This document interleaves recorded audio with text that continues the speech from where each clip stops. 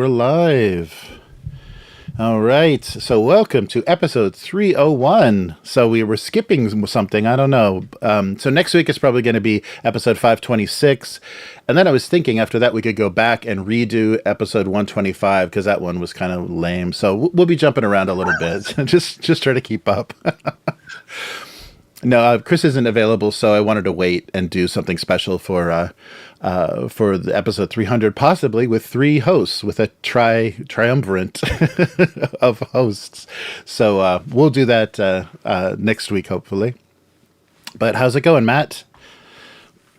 Oh, it's going pretty well. Good. Well. Yeah, so Matt was kind enough to help me out this week. And so we're back to it. So sorry for missing last week. Life's getting in the way of all this stuff. So we're going to see what our schedule looks like for a while here.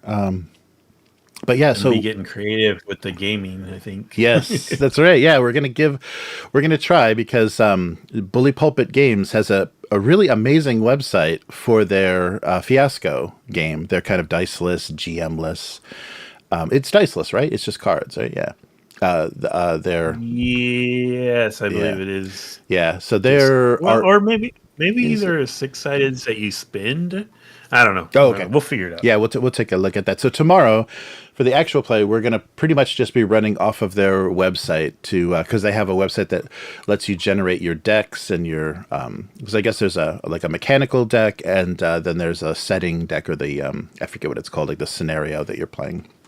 So first we'll have to decide, should we leave it up to the chat, Matt, or how should we pick the our kind of the genre? Yeah, the genre that we're going to play. Oh, yeah. There's a lot of options. Yeah, they've really expanded things. Let me find that site. Maybe I can post them in the chat. Oh, okay. Yeah, that's a good idea. So we'll give that a shot. So I know a lot of people, are it's just an improv tool, basically, not a real RPG for a lot of people. But we'll give it a shot because we're down Terry for a little while. So we don't want to continue with Dragonbane. And we also wanted to, for Vaeson, we wanted to include a character for Terry in there. So we're going to be missing him for a few weeks. And so we'll try some alternative actual play stuff and see what we can come up with. There might be some fun stuff. In there I can dig through. I've got a lot of interesting old indie stuff on the shelf that I've never gotten a chance to run through. So some of that might be fun as well. I posted the link in the chat if people want to look at the different modules and tell us which one they think we should do. Oh, cool. Thank you. Yeah, so that's the so it's pretty impressive that they did a nice interface and it basically takes the place of their cards. Nice, but so we will we'll give that a shot. So Matt and I were just talking about Gen Con. So this is not going to be a big Gen Con episode because there really wasn't a heck of a lot at Gen Con that we got excited about. It's weird. There's a lot of stuff like people are announcing stuff that's going to crowdfunding. So it's so hard to get excited about that. So they're announcing an upcoming crowdfunding, which then is a year or two off from receiving anything going into production. So who can get excited about any of that? Yeah, it's a long way off. You may have an alpha or a preview or a quick start, but that's about it for a long time. So we'll see how that goes.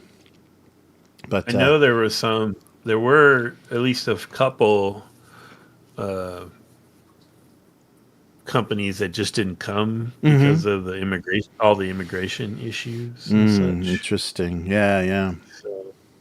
Yeah, and maybe Orcus made it again this year. We'll have to see if he posts anything. Oh, yeah. Get to talk to him about it. But so not so exciting. And Dungeons and Dragons is in a weird position right now. They don't really kind of know what they're doing besides just trying to continue 5e for until the wheels fall off. I guess they're gonna ride that as long as it takes. Yeah, and some of the things we're really looking forward to and excited about this year, like there's demo games of the Rebellion Unplugged Tunnels and Trolls, and that turned out to be a real disappointment. So there was nothing that I was dying to hear back from people about. I'm sure there's smaller companies doing great stuff, but nothing that's made it out. And The news, the coverage hasn't been great either. Usually there's like, highlights of Gen Con and, the stuff just pours out after the convention itself, and it just hasn't been the same. There's a distinct lack of enthusiasm in America right now. Yeah, that's one way to describe it. Yes. Yeah, so, but we'll give it a shot. Yeah, so give us some feedback, everybody, about Fiasco, and we'll give that a try and see see what we come up with. So yeah, we got the perfect amount. I think it's like 3 to 5 players, so we're like right in that sweet spot, 3 to 6 maybe.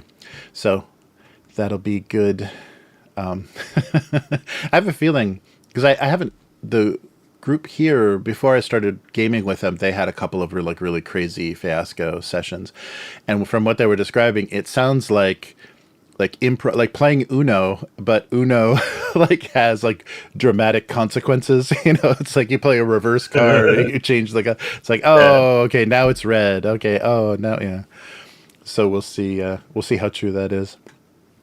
But yeah, I'm curious about it. And they really, when they shifted to this card-based system, they did a Kickstarter, and they really went all out. I mean, there's so many genres now, and they really made it like in person very easy to handle. Whereas before you were like, copying a lot of sheets, and there was a lot more paperwork and stuff, and writing stuff on index cards and stuff. So we'll see. I think it'll be fun. Yeah. Yeah, the website looks nice, so it'll be a nice thing to stream because it has a nice presentation. So, and if it all falls apart, then we'll we'll see what else we can get up to. Yeah, there's a lot of little RPGs that might be fun to try. I'd be curious to try like Warlock in one of their settings, because I used the Warlock rules to run Enemy Within, but they have produced a lot of like setting and like a main city and everything for their world. So that might be fun to try. Although I've heard in recent days, some of their support materials, they're using AI art and stuff. So I think they're cheaping out. They used to have some really nice old school illustration. The illustrations were one of the best parts of that, those books, is they had really nice old school looking stuff. So yeah, that's not good if they're just trying to save some bucks. Mm-hmm. So we'll see.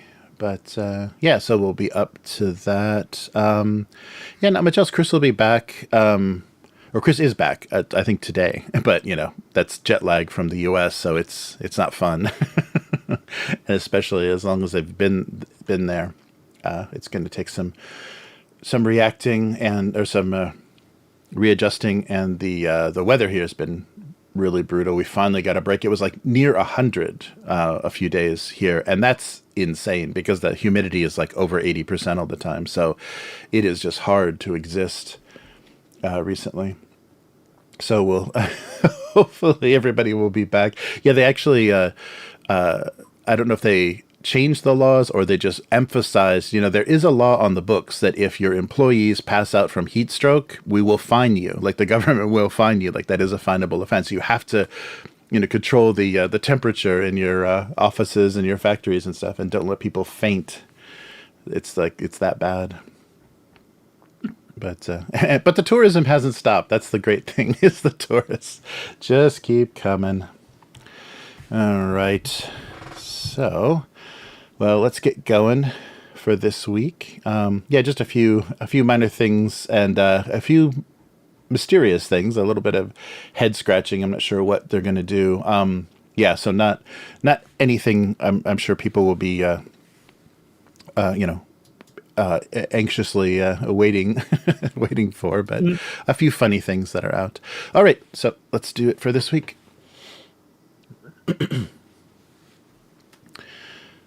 Welcome to the weekly. I'm Jeremy. I'm Matt. Hey, Matt. Hello. So Chris is just getting back from the States, and we're getting ready. If you notice, this is episode 301. We're getting ready for our 300th episode, but we passed it. But we're going to go back. we'll retcon this whole thing. But this week on the weekly, Dungeon Crawler Carl is getting an RPG. Hellfire Club now has minis by WizKids. You know how good those look. The Sword World is now in English, so the Japanese RPG that replaced D&D here. in the fantasy world. And Diablo is getting a tabletop RPG as well as a board game. All right.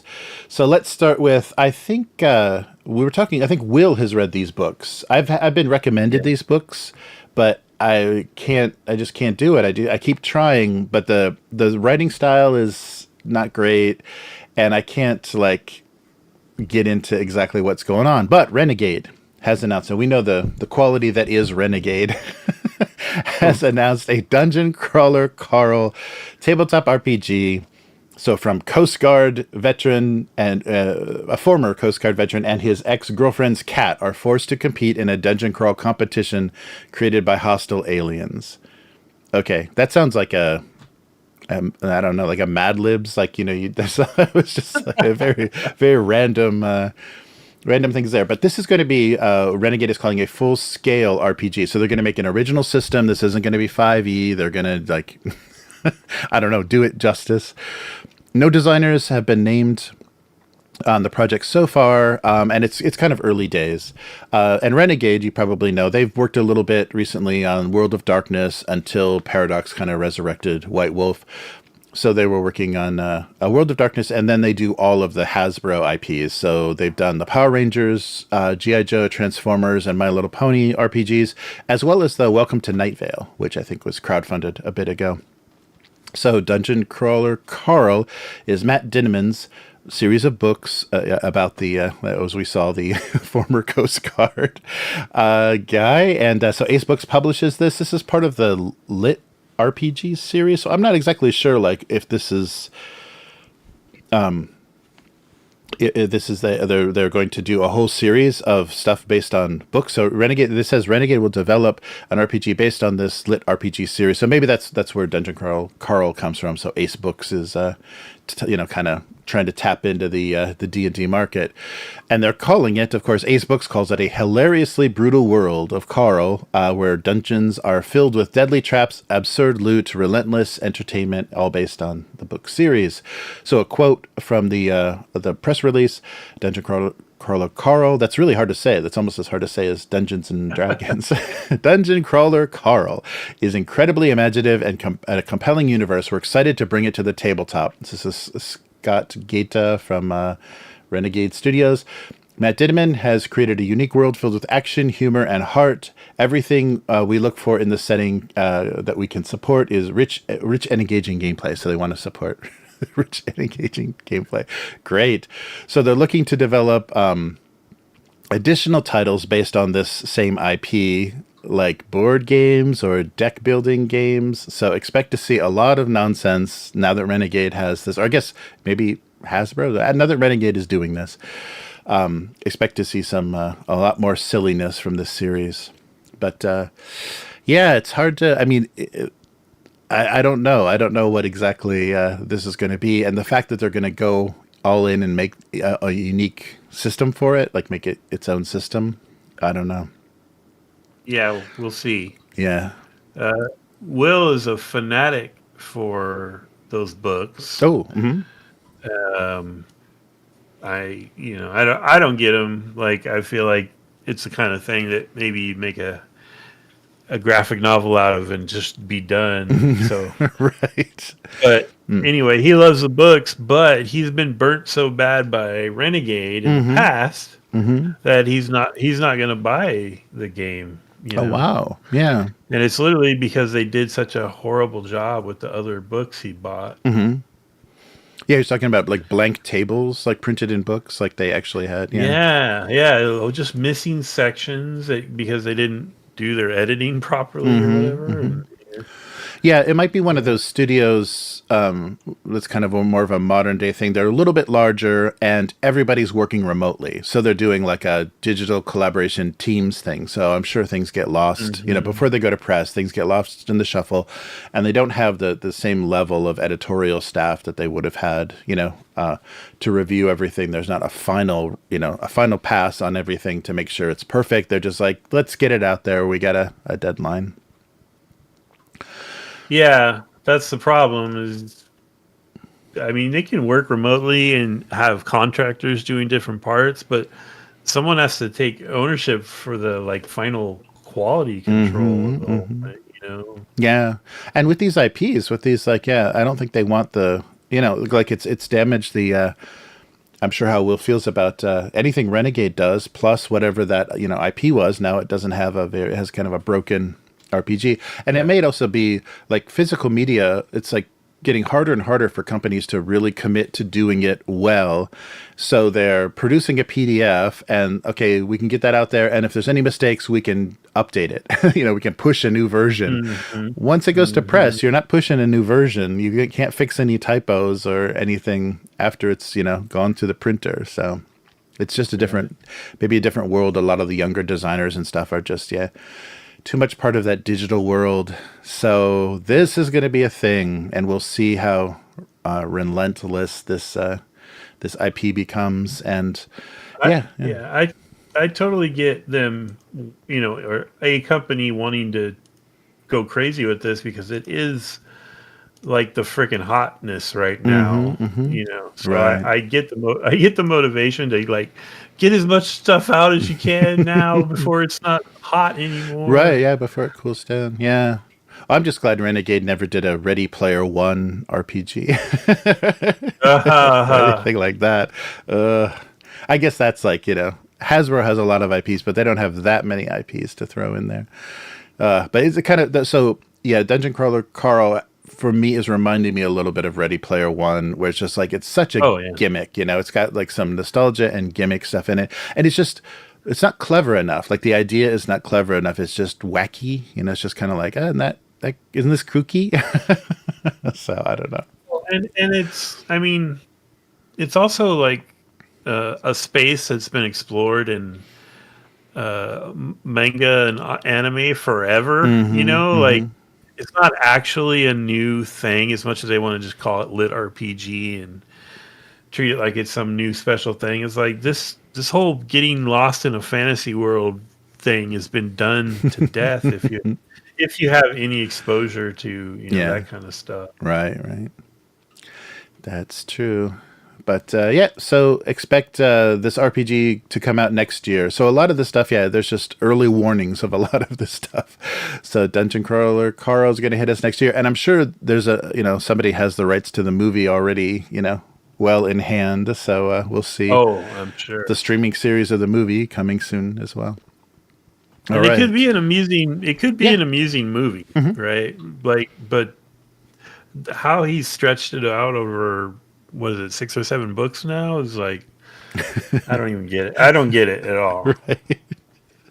Yeah, I saw when I was looking, like, to just like listen to a sample of it again, somebody uploaded, I don't know how they do this, because I thought the limit was 12 hours.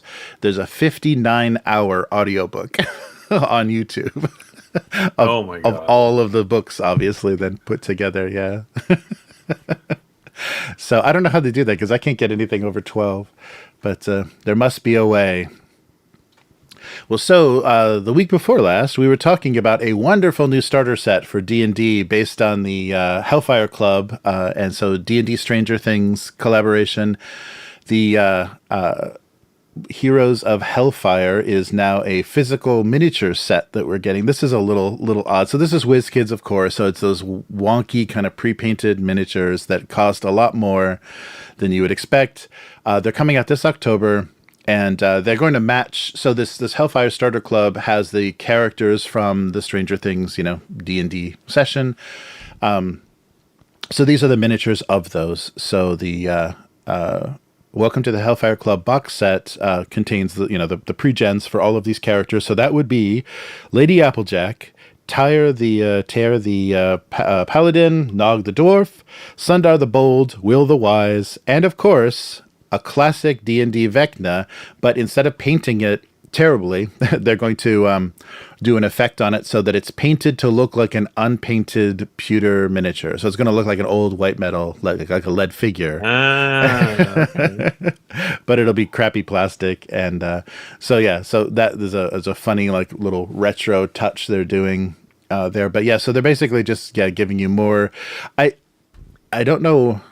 I guess it kind of makes sense. It seems like this would be, maybe the price point was already too high, but it seems like this should be something that was in the box. You know, it would. I don't know.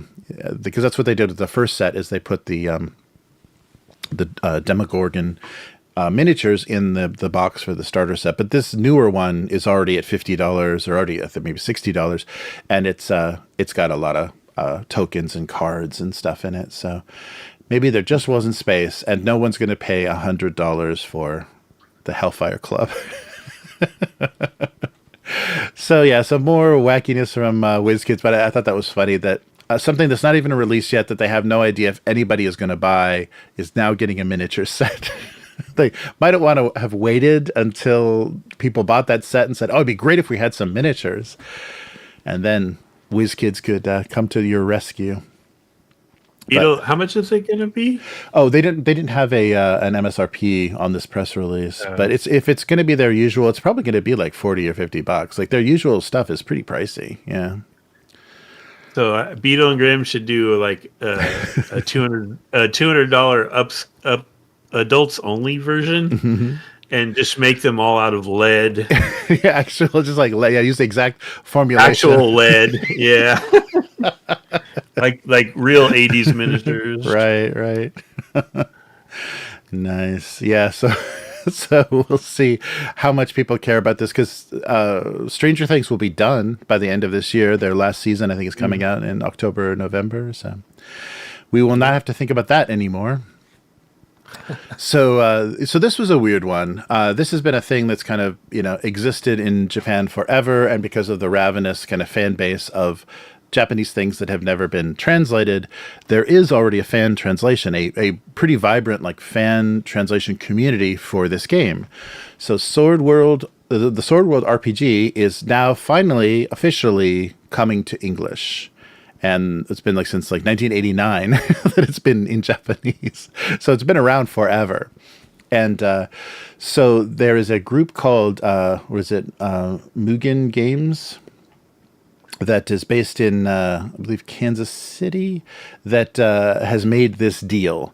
So anybody that's looked around for an English version of Sword World, the Japanese-only fantasy RPG, has been able to find this. Every version of this and all the supporting materials have been, kind of fan translated forever. For quite a long time. The project's been going on for quite a while. But I and Shawn from Mugen Games are excited to officially have the license to do this. So they're working with Group SNE and Hitoshi Yasuda, who was the original creator, or I guess is still running the company that is owns this, and he's quite old now. He's back in the day. So this is the most widely played. So this is the game that kind of knocked D&D in a distant third place in Japan. D&D has never really gotten big support here. Originally, it did, which is sad, and TSR totally blew it. They are calling Sword World a strong, flexible system that lets you create and tell the stories that you want to play. So a little bit about the history. It's the kind of longest standing fantasy RPG, Japanese only, created in 89.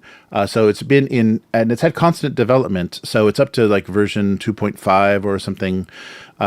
Now for 40 years, they've been supporting the system. The setting is kind of a reason it's called Sword World. There's the ancient sentient swords called the Swords of Genesis that are the powers of the world. The game setting itself has magic, guilds, ancient ruins, and dungeons shaped by mystical energies and magical technology. So it's taken a lot of inspiration from other media as it's been developed. So things kind of get incorporated, but and then also the system itself. So it's a 2d6 system, easy to learn, very accessible. But then it also has deeper tactical depth and more advanced combat options if you want to go kind of all in and kind of combo your party. So fast and light, but also with deep strategy, if you so wish. It's got a multi-classing system, which is very different from other fantasy RPGs. So you don't have a rigid role like a warrior or a mage. You can be more flexible. So I think it's basically how you are equipped gives you, your abilities. So it's in a very Japanese way.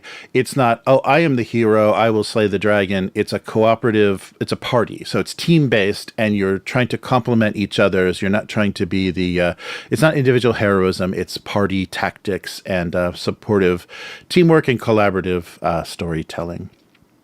So this Mugen Games, they're based in Kansas City.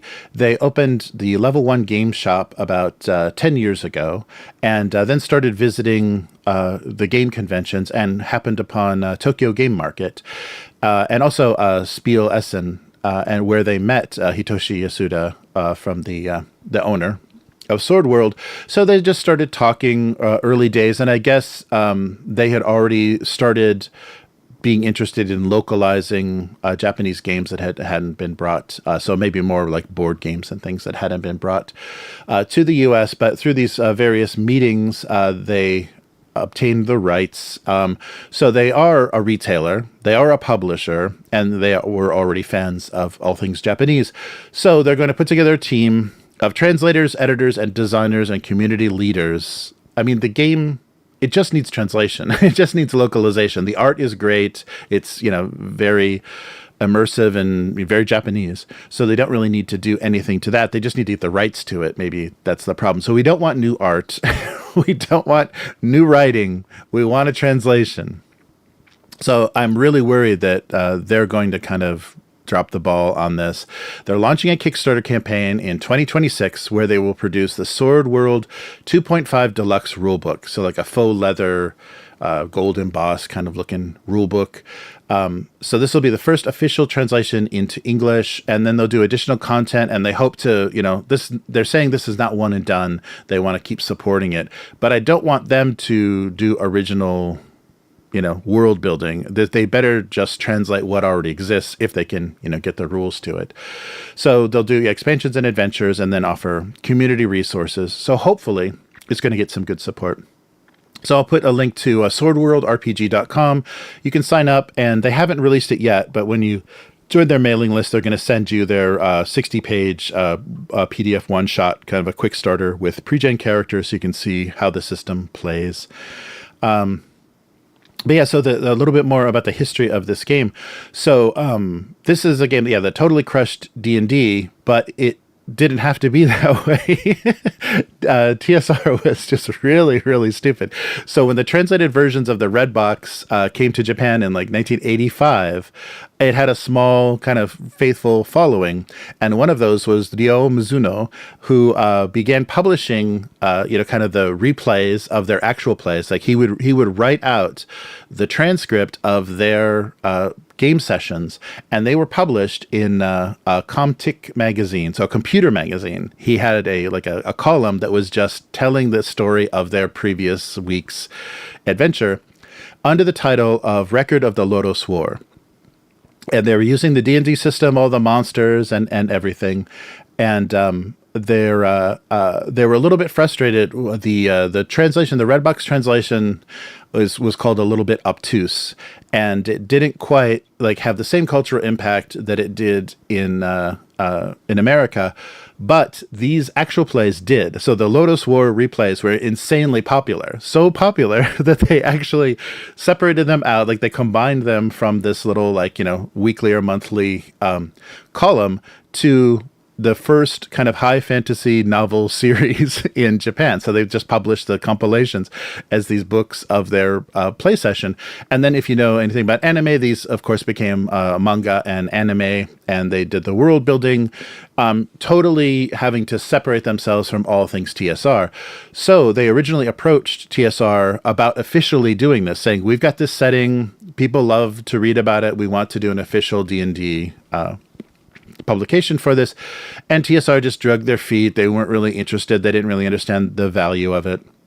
So that's why Sword World was created. It was a system that would run, and of course it's funny, just everything that is like Tunnels and Trolls that is counter to Dungeons and Dragons is always D6s.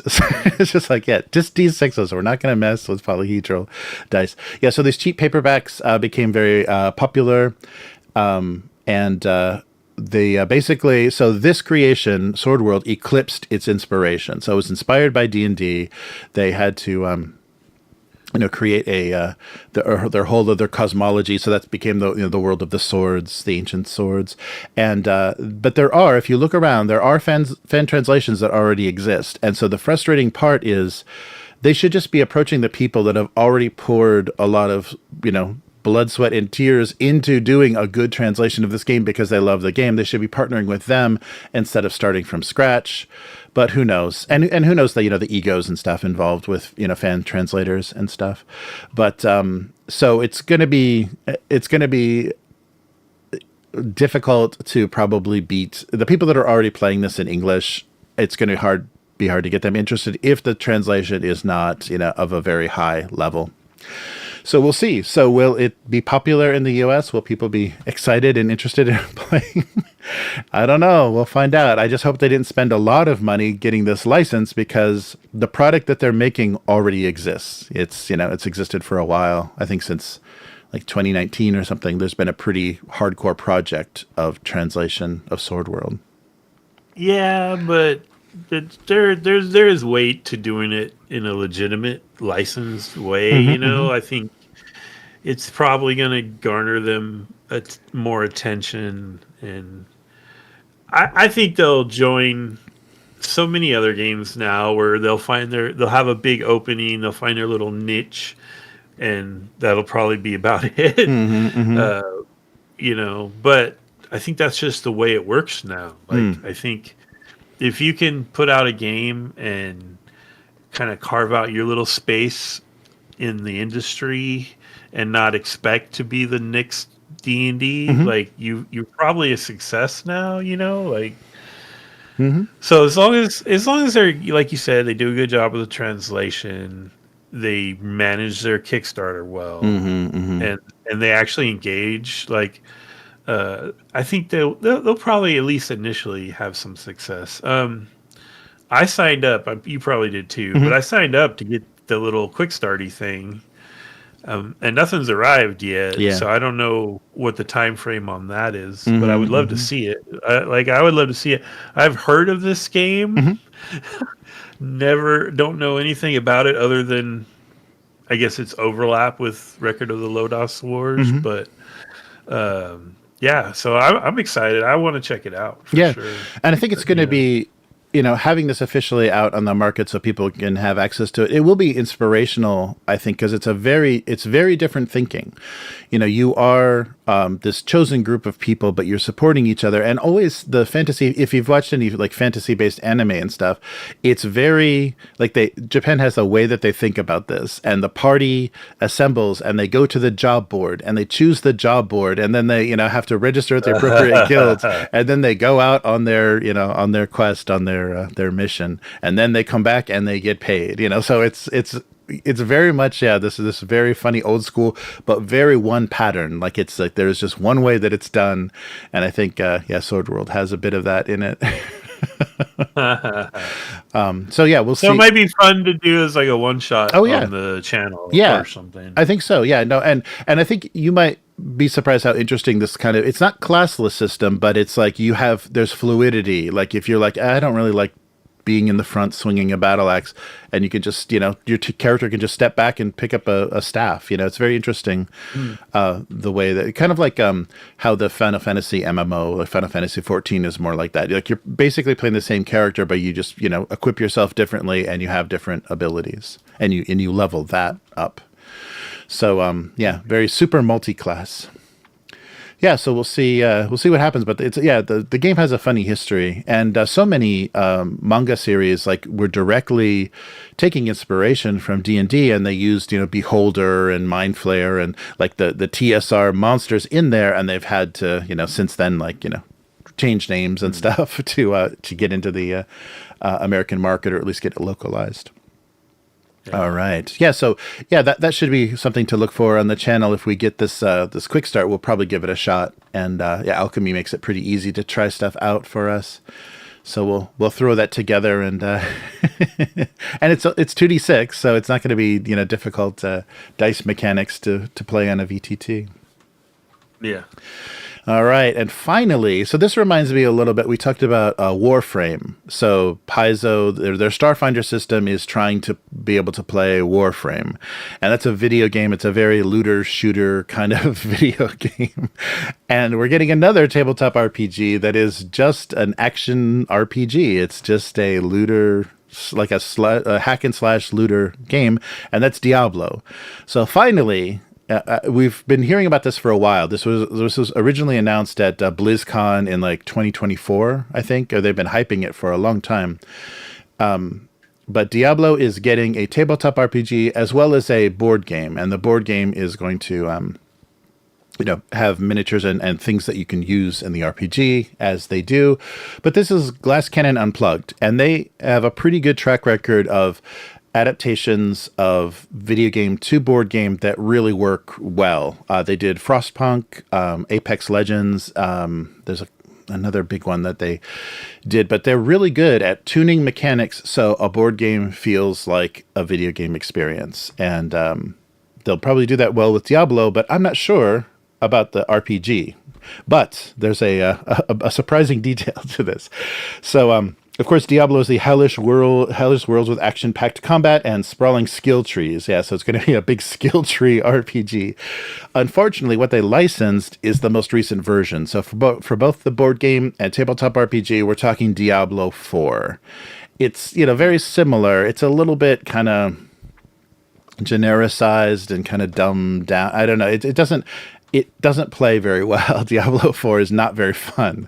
So that's amazing. You could take that formula and kind of ruin it, because so many other companies have been trying to imitate Diablo forever. Since, Diablo 2, every company has tried to do this action RPG kind of thing. So basically, the most difficult part of the game is just your inventory management, because you pick up so much loot, so much junk, and you're always upgrading everything. So basically, just being able to fit everything in your bag is the hardest part of most of these games. Originally announced in 2023 at BlizzCon to be released sometime last year. There is now a page coming soon for the Kickstarter campaign. So this is just for the tabletop RPG. They're saying the board game is coming. And this is going to be a core rule book as well as an adventure anthology. But the thing that made me want to talk about this is so I think basically they're not saying this is a campaign. This is going to be one-shots. It's going to be a series of one-shots in this setting. So it's going to kind of make sense. You're going to be running a location. You're going to have some mobs to mop up and some great loot to get, but you're going to just be playing one-shots. But this anthology of adventure one-shots, some of the writers are some pretty big names in indie RPGs. So John Harper of Blades in the Dark, Joe LeFavi of the Blade Runner RPG, and Shawn Tomkin of Ironsworn are all contributing one-shot adventures for this. So that was pretty impressive. And they're going to, I think because they're doing the board game, they're already going to, for this campaign, produce premium miniatures, which are pretty highly detailed miniatures. I don't know why you would necessarily need them, of each of the character classes in the book, and collectible art prints, because of course it's Blizzard, so they've got a ton of art already. The system is going to be a custom D6 dice pool system, and with an emphasis on cinematic adventure. So a quote from the website: "A hack and slash through endless mobs in a fast-paced tactical combat where story, stats, and synergies hold sway. No inexperienced or squishy first levels here. Begin your adventure fully equipped as a seasoned hero, ready to live your epic level dream of TTRPGs from session zero. Take up the mantle of classic classes like barbarians, druids, necromancers, rogues, and sorcerers as you harness the awesome powers, plunge into dungeons, and revel in legendary gear, gold, and glory." So yeah, there'll be some cards or something, or on a table there'll be legendary gear that you can roll. Yeah, so this is all based in the setting of the world of Sanctuary, and but Glass Cannon does a good job. Like the quality of their components, the quality of their design. When they were doing the Apex Legends Kickstarter, they had an ongoing setup for Tabletop Simulator, where all the rules of the current versions of all the rules and the cards were in there, and they're just asking people on Discord, play it, try it out. What do you think? What do you think? And they were tweaking text on cards and things throughout the whole campaign to really like hone in on, what they wanted to do for the release. So a lot of people really felt like they were involved in this process because they were playtesting as they were, crowdfunding it. So they have a nice connection, a good, community management and good contact with with their customers.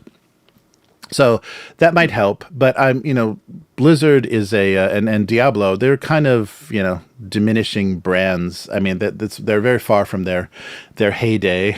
And I don't know how much fun, like just mowing through hallways of mobs is going to be. It's like, I killed 5 with that swing. I killed 7. Yeah, that's where you lose me, is like this is Diablo would make more sense to me as some kind of like campaign-based skirmish sort of game. Like, because skirmish games are real popular lately. As a role-playing game, no. Yeah. Not really. I don't know. Like I said before, there's going to be a certain set of people who are like, oh, I know that thing. I will buy it. But yeah, for legs, is it going to have legs? I seriously doubt it. Yeah. Yeah, so, and this is also, so there must be some narrative, like there must be narrative structure to these one-shots, because why would they hire these like high-level designers to design them? So in the addition to the list I already gave you with John Harper, there's also Graham McNeil from Warhammer, and the designers from The One Ring, Francesco Nepatello, and his partner as well, Mickey Nielsen, who worked on the previous Diablo, and Umberto Pignatelli from The Lord of the Rings, and Gregory Tommaso from Shadows of Eastern, MJ Newman from Arkham Horror.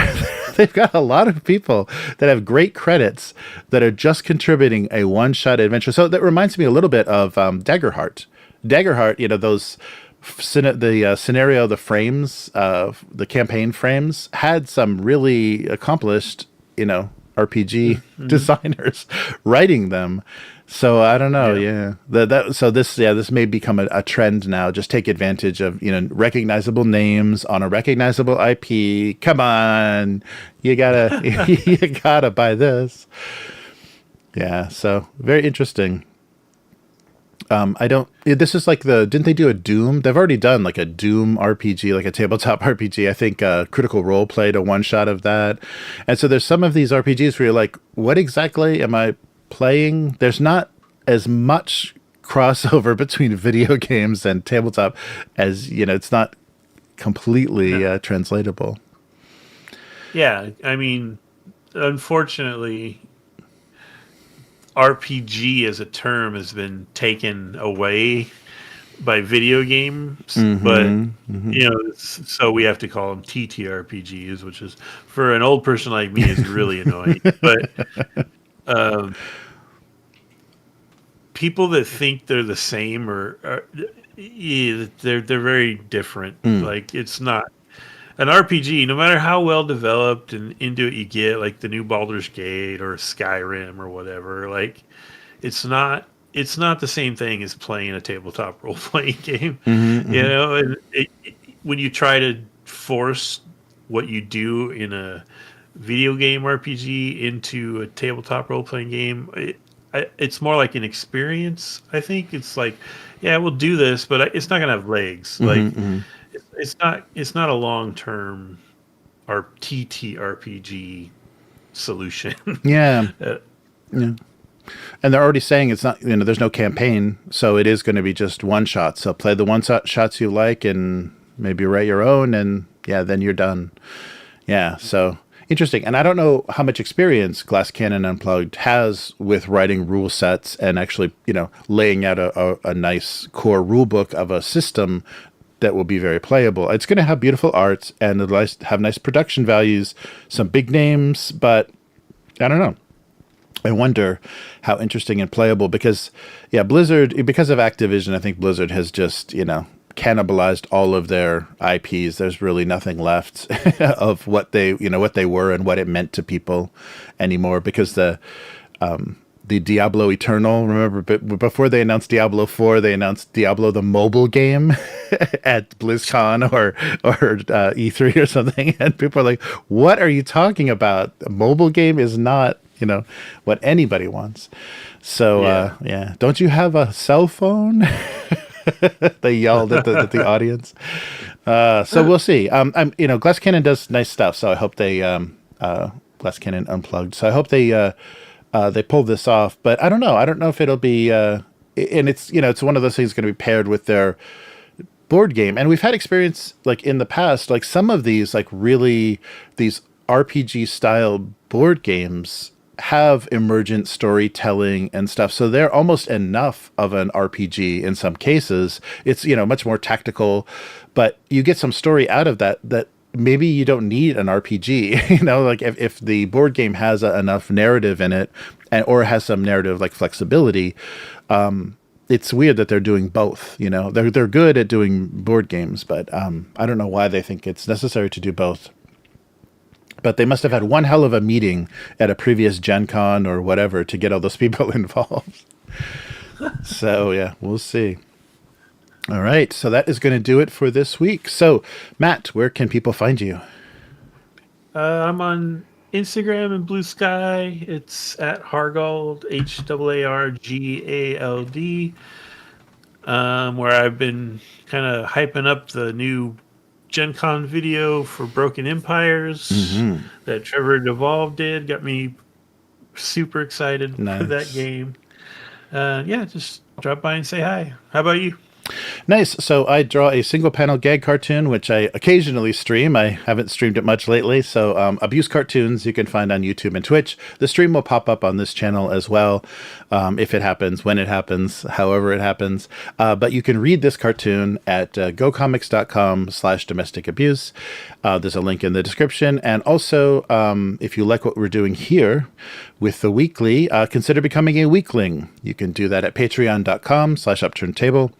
And support us on any tier. Let us know what you're interested in. Get access to the Discord where we talk about what we're doing, and we play games with people on the Discord. So it's been a really great, a really fun time. Picking systems, exchanging ideas. When a new quick start comes out and somebody is excited about it, we end up running that game. But upturntable.com is the website, and on all social media, upturntable. So thank you so much. And the existing patrons and members, thank you so much for everything that you do to support us. The audio from this live stream goes onto the RSS feed on Patreon, and that is makes it easier just to listen to. And so thanks so much for watching, and we'll be back tomorrow with some fiasco. We're going to give something a little different a try and see if it works as an actual play live stream. And we'll see how much hate we get in the comments for this isn't an RPG. But it should be fun. It should be a fun kind of test to see what we can actually do online for actual plays. So take care, everyone, and we'll see you again soon. Goodbye. Bye. Be right back.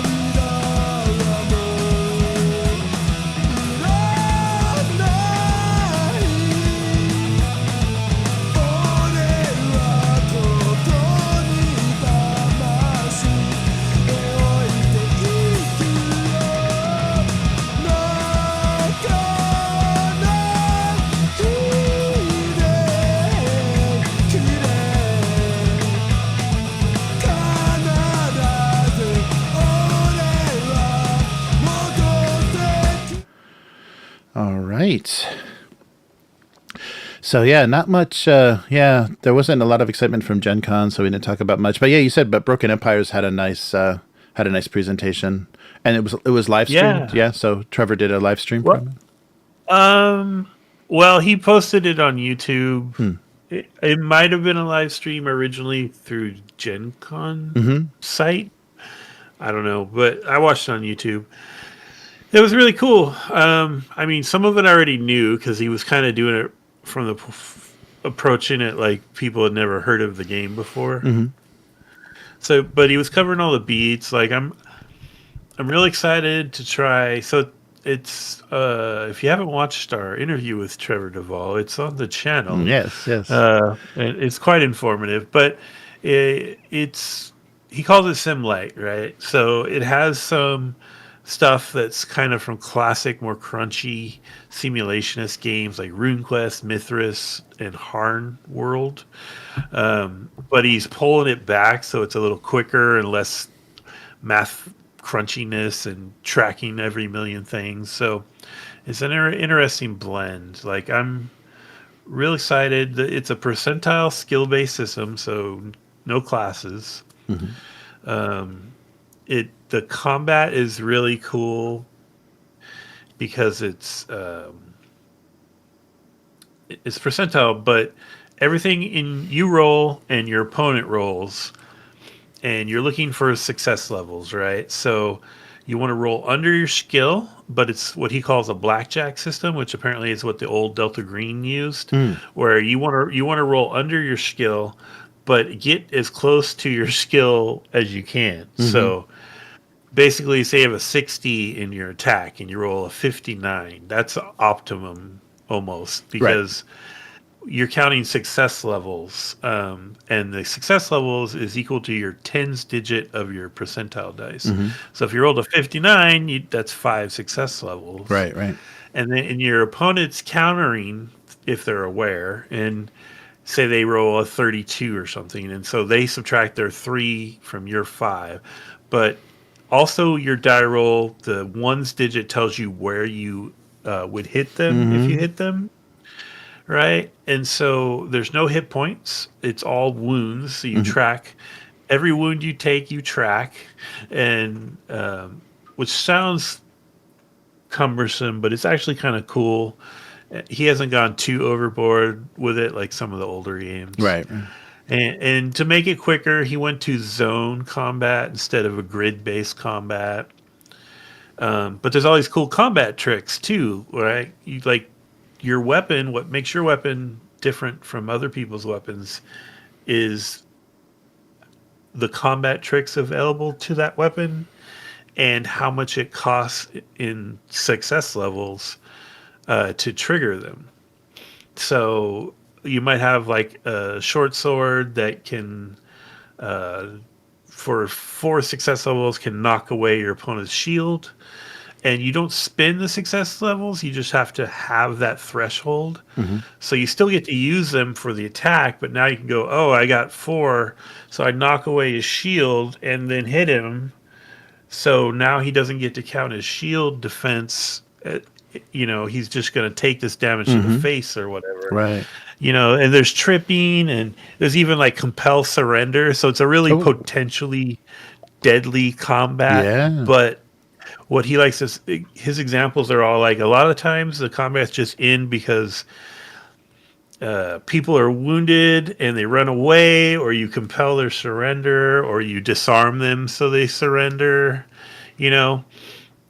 It looks a lot of fun. Yeah. And then on top of that, he's going with an Ars Magica inspired improvisational magic system. So no spell lists at all. It's all like you have a set of ways to affect the world, and you have a set of categories of the world, basically. So you could have one that's like, I don't know, control, and then you could have water, right? And so that's how you make water do weird shit, right?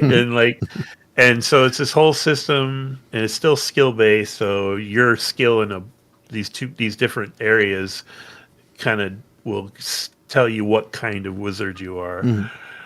anyway, super cool. I'm really excited. It seems like a little more than what we usually play Hmm. on the channel. So I think what I want to do is play it with my in-person group for a Yeah. while Okay. until I get really comfortable with it, Hmm. and then I'll probably start hassling you guys to try it on the channel. Nice, nice. Um, For the campaign, did they have Roll20 or Alchemy support that was Foundry. Foundry? Okay, okay, Yeah, yeah. okay, They're making a Foundry module. He actually mentioned it in the talk, okay.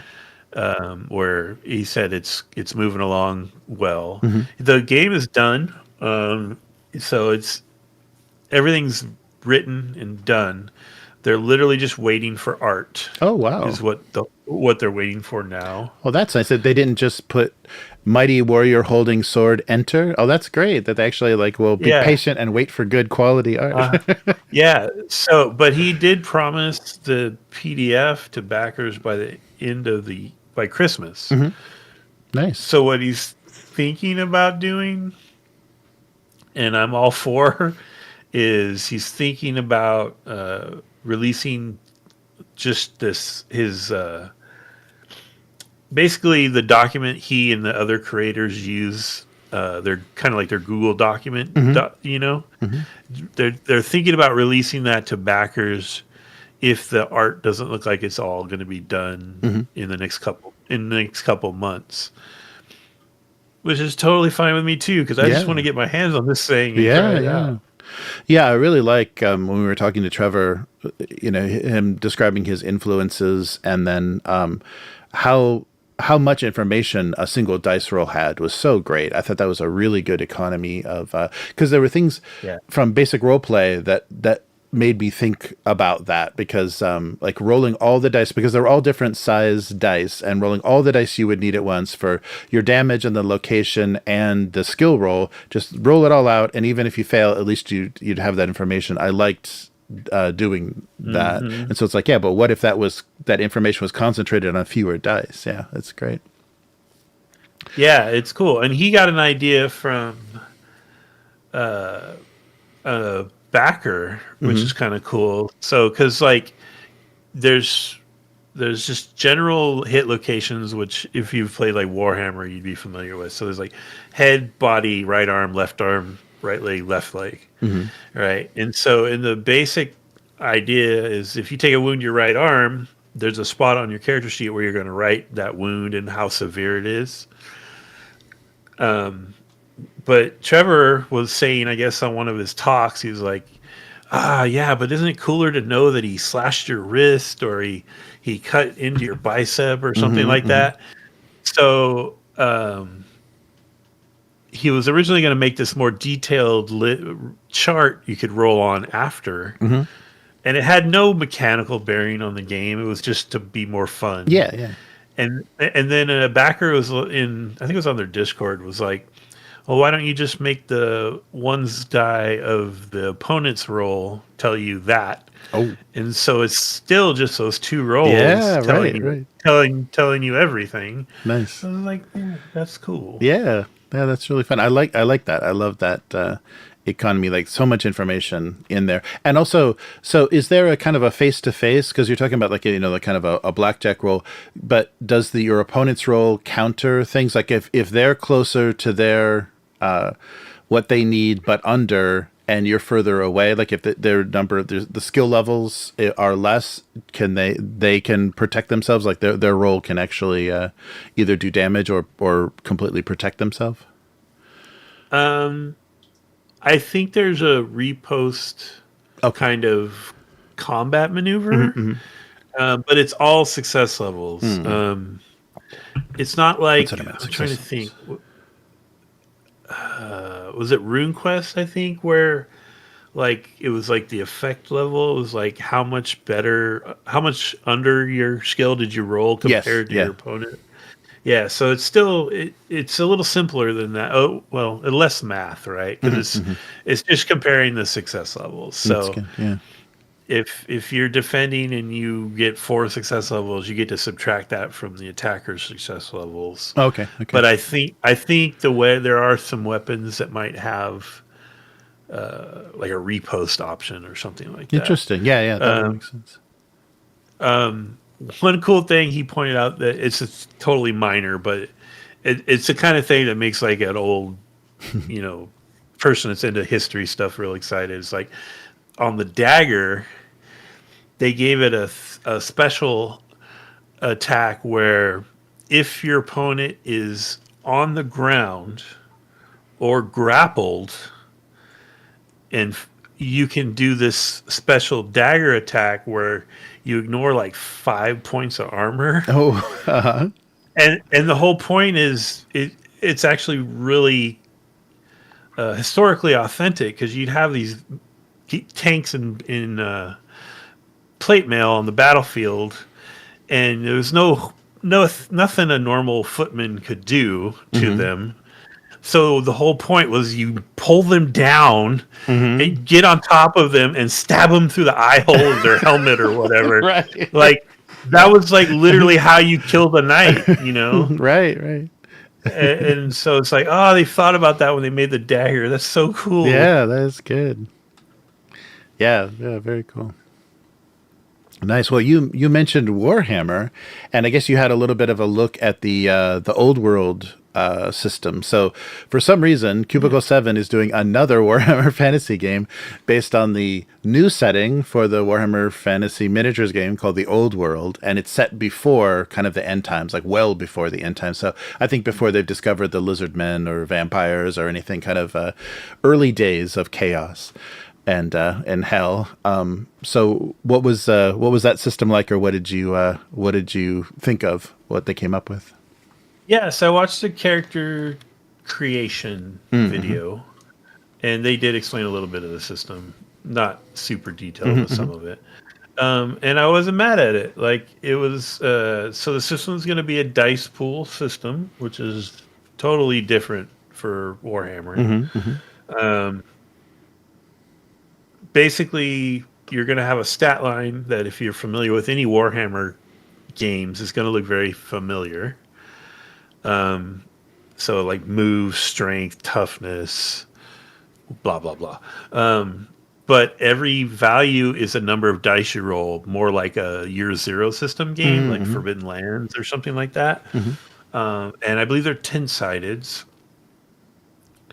And you will have skills, and your skill will have a value, and the value of your skill is essentially the target number or less you want to roll.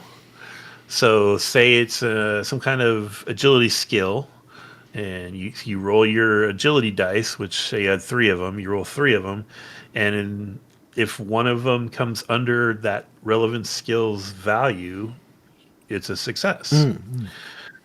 So it's a dice pool system, but it's not an additive dice pool system, and it's not a Forbidden Lands get a 6 kind of thing. It's, it's still a roll under a skill system, but put into a dice pool game. I see. So that looked kind of interesting. The character creation was neat. It reminded it's keeping some of the flavor of Warhammer. So you figure out your background. And it starts with your culture, right? So you could be a Imperial human, a Bretonnian human, halfling, dwarf, elf, or wood elf, high elf. I think that was all of them in the starter. And they encourage you, a lot like the other Warhammer versions, to just go for it. Just try random. So basically, every step of character creation, if you choose to go random, you get an experience point for later. Right. And so, like, you roll on this one chart, and it's your cultural background, race, whatever. And it's unlike most Warhammer. Old Warhammers, a lot of times, 90% of the characters would end up being human. Right. Yeah. This one, it's like I think it's a 10-sided chart, and it's like 1 to 5 is Imperial human, 6 is a Bretonian, and then like I think 7 is a halfling, 8's a dwarf, 9's a high elf, 10's a wood elf, right? So there's a lot bigger chance of you not just being your run-of-the-mill imperial human, right? And then you go to more charts once you determine that to roll like a background career, right? And that gives you all your starting skill values, attribute values, etc. And then you're going to get to tweak numbers along the way. So it looked like a really simple system to get into. It has a lot of like ways to tie the characters together, and a big part of it that was not really a part of the old Warhammer was there's a lot of contacts. You can have a lot of contacts within organizations or a certain city or whatever. Oh, I see. Yeah. Because they want this to be more. I think they want this one to be a little more of a intrigue and politics version of Warhammer, So that was kind of cool. And then they didn't say anything about the magic, so I'm not sure. Because honestly, as much as I love Warhammer, the color magic I've never been a fan of the color magic. It's the weakest part of that fantasy to me. But it looked cool. I wasn't mad at it. And I guess like some kind of inciting omen thing that you as a group will determine that kind of binds the group together. So they're thinking a little more story, a little more narrative than maybe older versions of Warhammer would do. So that's cool. Interesting. Yeah, when I heard Dice Pool, I was excited. But D10 Dice Pool, that's interesting. Yeah, because I was, of course, old world. I'm picturing the white D6s with the black pips and the standard fantasy stat line. I'm like, you can get up the old miniatures, and this would be great. But of course, Cubicle 7 has to do something else. But interesting. Yeah. So I wonder how that's going to do. I mean, it's weird that Games Workshop is asking them to compete with themselves, and if it's going to be a different enough system and experience or not, and if you already have a lot of the support materials for their original Warhammer Fantasy, are you going to buy more for just a different time period in the same setting? Right. Yeah, I'm curious. How that will go. But it seems like they've got the license. Cubicle 7 is their go-to. On lock. Yeah. So we'll see. Yeah, because they're getting up to the Fantasy Flight number of Warhammer RPGs because they're dividing it in between. And aren't we getting a like a Dark Heresy kind of like an Inquisitor game as well? Yeah, I don't know. I think so because they already managed to. They took over a couple of those older 40K RPGs from Fantasy Flight. That's right. That's right. Yeah, that's right. They have a lot of stuff for Games Workshop. Yeah, it's just I wish their artwork is just okay. That's maybe my only problem with Cubicle 7. It's a little bit like Paizo. Like their artwork is just it's okay. It's consistent, but it doesn't evoke grimdark very well. It's pretty brightly lit, and there's no scones. It's a little safer for sure. It would be cool to see you turn in pages, standard fantasy black and white, and then the huge John Blanche color plate of madness, something like that. That would be nice, but and it's interesting too that they're making them they have so much art for Warhammer Fantasy, and they're making them go back and redo stuff. But maybe they are also repurposing some of the Fantasy Flight stuff because Fantasy Flight did a lot of card games and stuff for the different Warhammer titles. So there must be so much art out there that Warhammer has their hands on. Oh, that's right. And Arturo was saying, Alcad is doing a Dark Heresy computer RPG, the follow-up, the guys that did a Rogue Trader. Yeah, that's right. Oh yeah, that may be what stuck in my head. But they're gonna keep cranking stuff out. I don't know. It's funny. But yeah, and it's yeah, unfortunately it's not easy to get your hands on Cubicle 7 stuff. It's kind of expensive to get it here, so I never get like insanely excited because the shipping is insane, and not a lot of the online retailers carry it. Like once it sells out in a few places, I know I can't get my hands on it for anything but double the retail price. Yeah. But oh, cool. Well, thanks. Yeah, thanks, Matt, for the rundown on both of those. That, I mean, I'd be curious to try both of them, but definitely Broken Empires. Once you get your head around Broken Empires as a game master, I really want to try that. Same. Yeah, yeah. I'm very excited to try that one. But I have to stay on track. Yes. Right? I want to do this last indie heat. Yes, yes, yes. And then I really want to try Swords of the Serpentine with you guys. Yes, so. Right. Yeah, that's true. Yeah, we got Mothership out there still. Oh yeah, and the one thing I didn't talk about it this week is kind of Gen Con news, that Twilight Sword. So Two Little Mice, their next big project is Japanese fantasy kind of Zelda, like very light, silly Final Fantasy themed RPG. So that's weird that they're yeah, the Twilight Sword. I was totally blanking. Yeah, the Free League Zelda thing. Yeah. So it's going to be published. So yeah, already because of Outgunned, Two Little Mice has that publishing relationship with Free League. But yeah, Two Little Mice is going to push their luck and see. So Marvel didn't get pissed off. So Disney Marvel didn't get pissed off at them for knocking off their IP. So let's see if one of the most litigious companies, Nintendo, decides to not go after them, because they literally had Zelda and Link and very obvious, in that art, very obvious versions of those characters. And so that was the thing that I think Household is a really interesting idea, but the twee kind of cutesiness of it, it's like, oh, and we all live in a tea cozy, or a tipped over sugar bowl is our house, those kinds of things. It's it sweetens it a little bit and takes it away from the kind of more grim reality of being tiny people and having rats be like dragons in your world. But going all the way into imitating Japanese fantasy games, I don't know. I mean, I think they can do it, but why? Why is that? I guess it's popular. There's a lot of fan art for Zelda. Maybe they're just looking at where the fan art communities are going.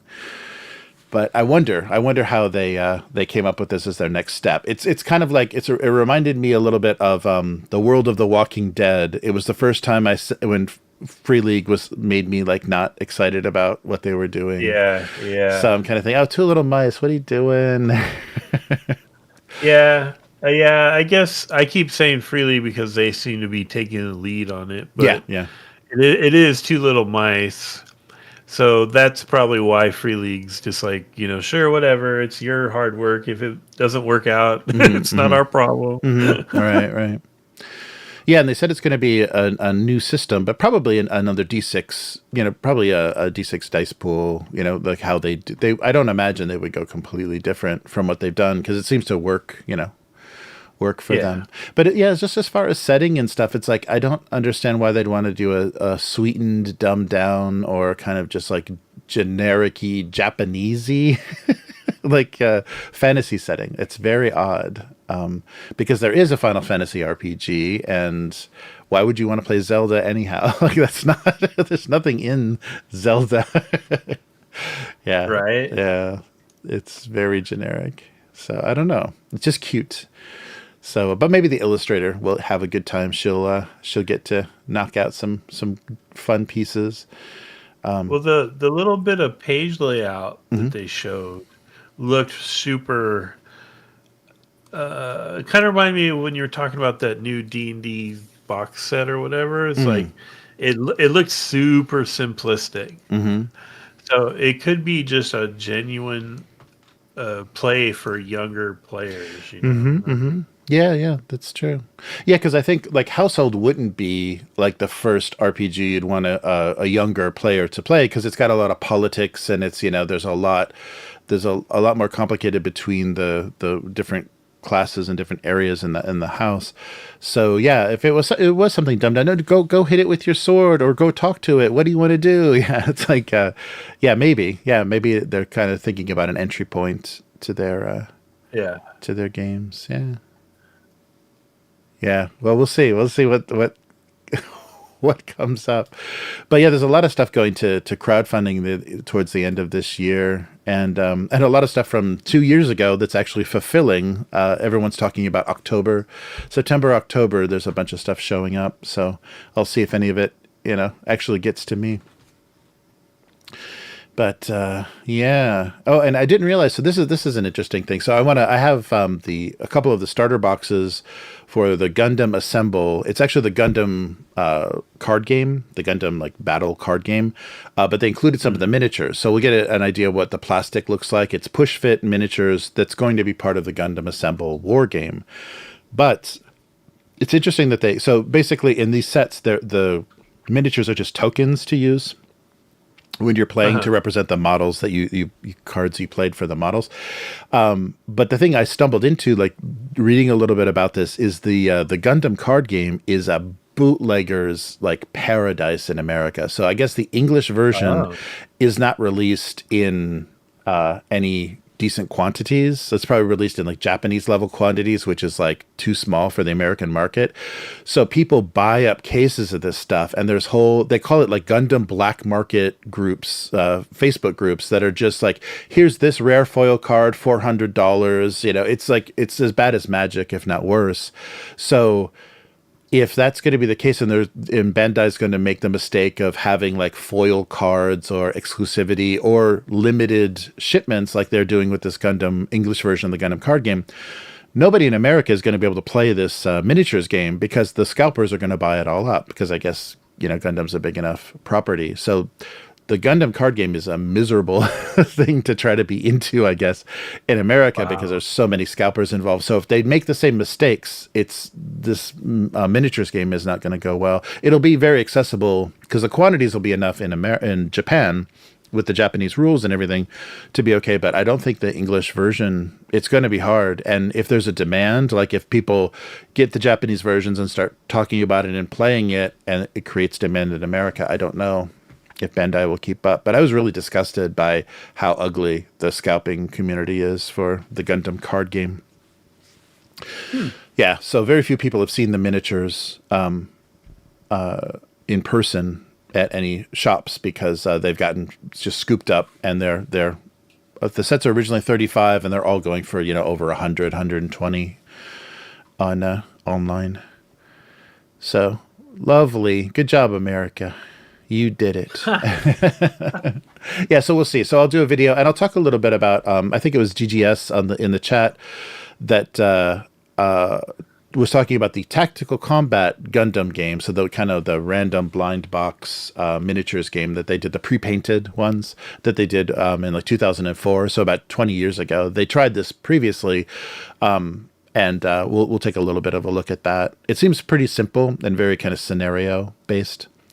And I don't know how, because nothing had uniform bases in that system. They all just had kind of a base that kind of matched the silhouette or the foot, the stride of the mech. So I don't know how you like moved and measured. It might have been zones on a map, like, squares or hexes, which I think is going to be the new one as well. I don't think there's measuring. I think it might just be hexes. But it was interesting. There was no uniform bases. So we'll see. But yeah, that'll be fun to talk about. And so maybe we don't want to stumble into Gundam anytime soon. It's just going to make people miserable when they see the prices.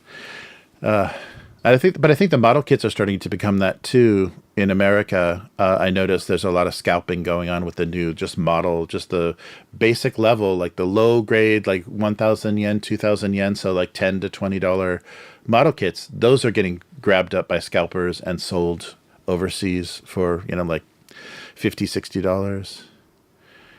So that's wild to me, but okay. Yeah, I know, isn't that crazy? It's just like, Yeah, I don't know. It can't be. You must be doing, like, scalpers have to be going at such incredible volume, because just the fact of investing all that money and in something, a case of something at the retail price, and getting it all sold off and making like maybe $20 but you're still shipping it, and you're still like, yeah, there's a lot of a cost that they have. Like, it's not cheap to scalp. Yeah. So they're not making much. It's like house flipping. It's like, oh wow, I totally remodeled this house, and I you got it back on the market in 6 months, and I made $10,000. It's like, what? For 6 months work? That's insane.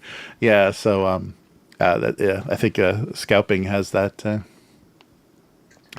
same kind of silly appeal.